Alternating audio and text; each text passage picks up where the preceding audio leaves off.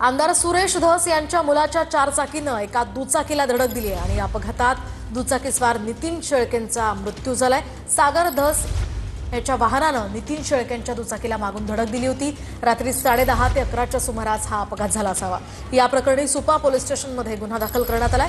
दरम्यान ही अपघातग्रस्त गाडी सुरेश धसांच्या नावावर आहे। जी तुमच्या मुलाकडनं एक अपघात झालेला होता त्या सगळ्या संदर्भातली माहिती काय, कारण की विरोधक चुकीच्या पद्धतीने या सगळ्या संदर्भात आरोप प्रत्यारोप लावतील, या सगळ्या संदर्भातली तुमच्याकडे काय माहिती आहे आणि अपघात कशा पद्धतीने झालेला होता?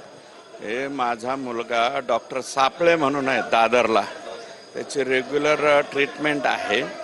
त्या ट्रीटमेंटसाठी तो मुंबईला निघालेला होता आणि मुंबईला निघाल्याच्या नंतर रात्री 10:30 वाजता म्हणजे 9 वाजता तो घरून निघालेला आहे। 10:30 वाजता जातेगाव म्हणून एक फाटा आहे सुप्पा आणि शिरोर कासारच्या मध्ये, तिथे जो आहे तो ॲक्सिडेंट झाला।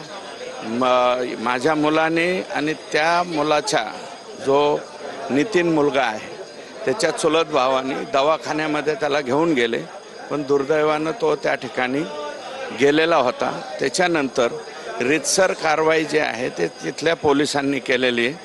माझ्या मुलाचं ड्रायव्हरचं ब्लड सॅम्पल त्या ठिकाणी घेतलेलं आहे आणि काल FIR दाखल होऊन त्याच्यावरती अटकेची सुद्धा कारवाई झालेली। परंतु या सगळ्या संदर्भात आरोप प्रत्यारोप होताना पाहायला मिळतात। सत्ताधारी आमदार म्हणून तुमच्यावरती देखील आरोप होतात की कायद्याच्या संदर्भात काही तुम्ही तडजोड केली।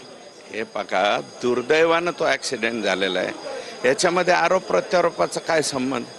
रीतसर गुन्हा दाखल झालेला आहे, बाकी सर्व कारवाई केलेली आहे आणि आता पोलीस जे आहेत तिथले सुप्याचे आणि योगायोगाने म्हणजे त्या मुलाच्या दुर्दैवाने पण यांनी माझ्या मुलानेच फोन करून सांगितलेलं आहे पोलीस स्टेशनला की असं असं या ठिकाणी घडलंय आणि अगदी 5 मिनिटाच्या अंतरामध्ये, कारण तिथले जे API PI जे होते ते ऑन ड्युटीच होते आणि ते 5 मिनिटाच्या तिथं घटनास्थळी गेलेले होते। या घटनेची निष्पक्ष चौकशीची मागणी तुम्ही करता? 100% जे काय असेल ते, जी निष्पक्ष स्वतंत्र जी कोणती चौकशी करायची ती चौकशी करावी।